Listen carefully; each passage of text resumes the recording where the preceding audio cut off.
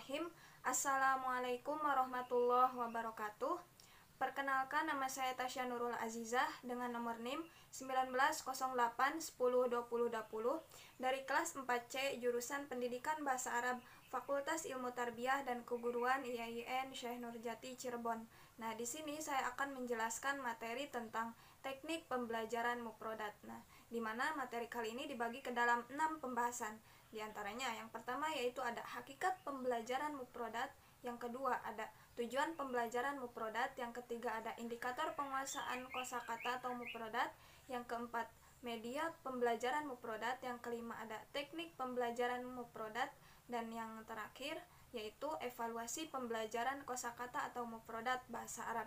Seperti itu. Nah, langsung saja kepada pembahasan yang pertama yaitu hakikat pembelajaran mufrodat. Nah, pembelajaran mufrodat di sini tidak identik dengan pembelajaran bahasa itu sendiri, karena mufrodat belum bisa memberikan pengertian yang jelas jika tidak dirangkai dalam kalimat yang benar. Nah, baik dari sisi gramatikanya maupun konteksnya. Oleh karena itu, perlu disadari bahwa pembelajaran mufrodat bukanlah merupakan tujuan, melainkan hanya sarana, seperti itu. Nah, untuk memahami suatu kalimat bahasa Arab secara tepat, tidak cukup hanya mengetahui makna kosakata secara parsial saja, namun kita juga harus memperhatikan integrasi dari berbagai tingkatan makna atau dalalah yang terkandung dalam kalimat tersebut, seperti itu. Nah, di antara tingkatan makna yang harus diperhatikan dalam memahami keutuhan makna kalimat di sini adalah yang pertama yaitu dalalah mu'jamiyah atau makna leksikal, yang kedua dalalah sorofiyah atau makna morfologis, yang ketiga dalalah nahwiyah atau makna gramatika, dan yang keempat adalah dalalah tanghimiyah atau makna intonasi. Nah, maka mufrodat dapat diposisikan pada level fonologis ketika dilafalkan, morfologis jika dilihat dari sisi bentuk kata, sintaksis atau saat dimaknai dari posisi struktur gramatika, semantik dilihat dari konteks makna, dan siyak goer lugawi atau konteks non-linguistik, sosial, budaya, politik, dan sebagainya. Nah, jadi mufrodat itu termasuk unsur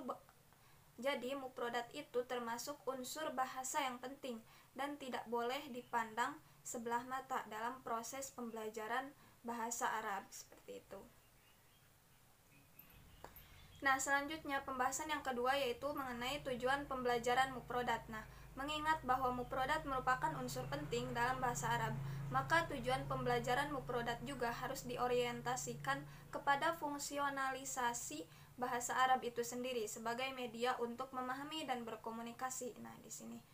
Nah, artinya mufrodat hendaklah dijadikan alat untuk penguasaan keterampilan berbahasa, baik reseptif atau istima dan kiroah, maupun ekspresif atau kalam dan kitabah. Nah, dengan demikian tidak tepat jika pembelajaran mufrodat diarahkan kepada usaha agar para siswa hafal dalam tanda kutip di luar kepala segudang mufrodat tanpa dibarengi dengan upaya dan latihan penggunaan mufrodat tersebut dalam konteks yang tepat. Nah, tujuan pembelajaran mufrodat dengan demikian dapat diarahkan kepada yang pertama yaitu mengenalkan kosakata baru baik dalam teks tertulis atau qiraah maupun dalam wacana lisan atau istima.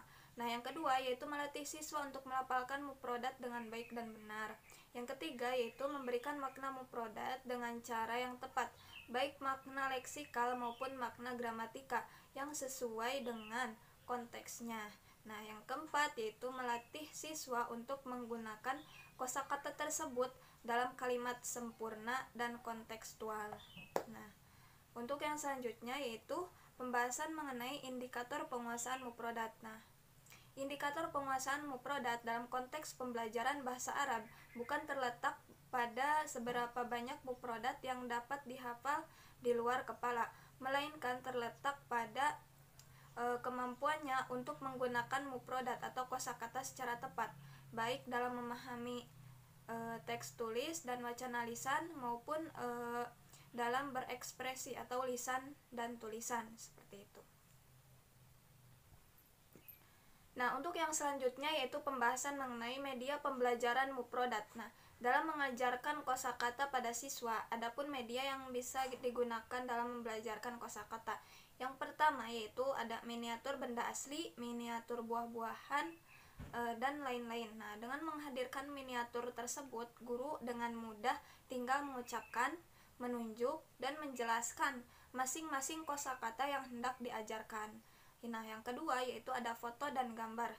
Foto dari sebuah benda aslinya yang dihasilkan dari kamera bisa digunakan untuk media pembelajaran kosakata. Begitu juga dengan gambar yang dibuat sendiri oleh guru, dan biasanya gambar atau foto tersebut dibuat dalam bentuk kartu atau kartu muprodat. Nah, yang ketiga yaitu ada puzzle.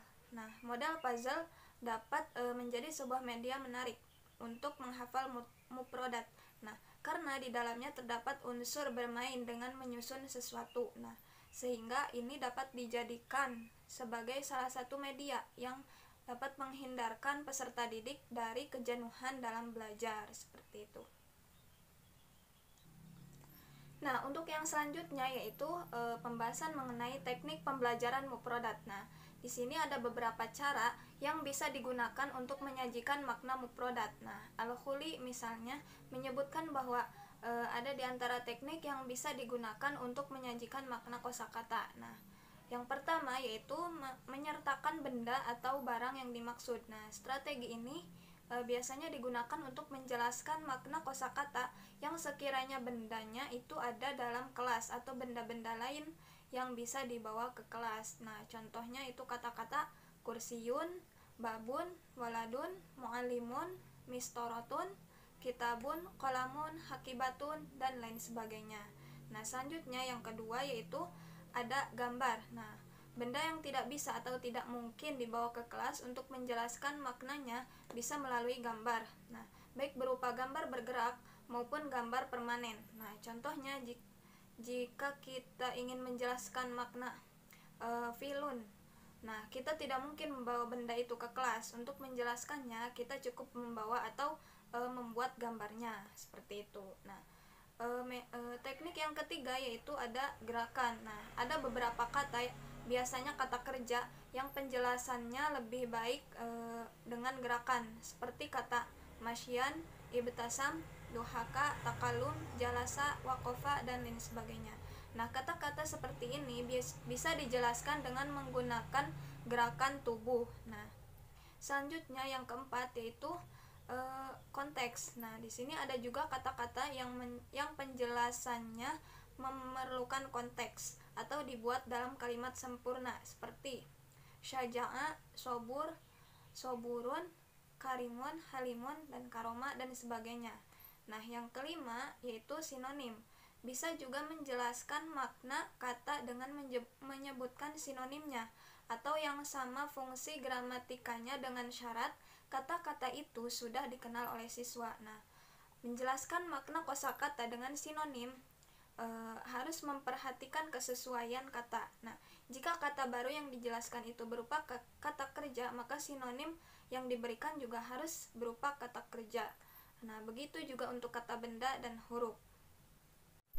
Nah, untuk yang selanjutnya yang keenam yaitu antonim. Nah, bisa juga menjelaskan makna kata dengan menyebutkan kebalikannya dengan syarat kata-kata itu sudah dikenal oleh siswa.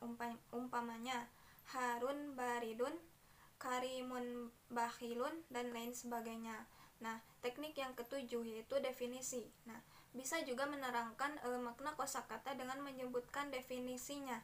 Nah, contohnya yaitu misalnya atau irun adalah hewan yang mempunyai dua sayap yang membantunya untuk terbang. Nah, untuk selanjutnya teknik yang terakhir yaitu terjemah. Nah, langkah terakhir untuk menjelaskan makna kosakata adalah dengan terjemahan ke bahasa siswa. Nah, langkah ini bisa digunakan untuk menjelaskan kata yang tidak dapat dijelaskan dengan cara-cara lain, seperti itu. Nah, untuk yang selanjutnya, pembahasan yang terakhir yaitu mengenai evaluasi pembelajaran muprodat. Nah, secara umum, tes penguasaan muprodat dapat diarahkan pada dua hal.